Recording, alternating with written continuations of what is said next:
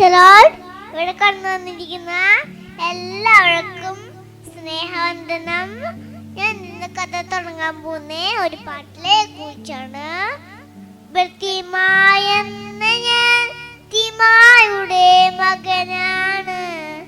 ബർത്തിമായെന്ന ഞാൻ തിമായുടെ മകനാണ്. ജന്മന കുരുടനായൊരു വ്യക്തിയാണ്.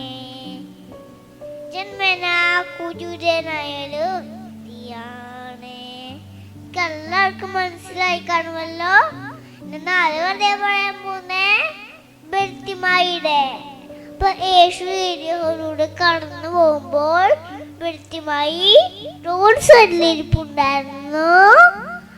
അപ്പോൾ യേശു നിന്ന് അറിഞ്ഞപ്പോൾ ബർത്തിമായി ദാവീദ് പുത്ര എന്നോട് കണ്ണു തോന്നുന്നത് ഉറക്കുന്നില്ല വിളിച്ചു. അപ്പൊ യേശു പറഞ്ഞു അവനെ വിളിച്ചോണ്ട് വരാൻ പറഞ്ഞു.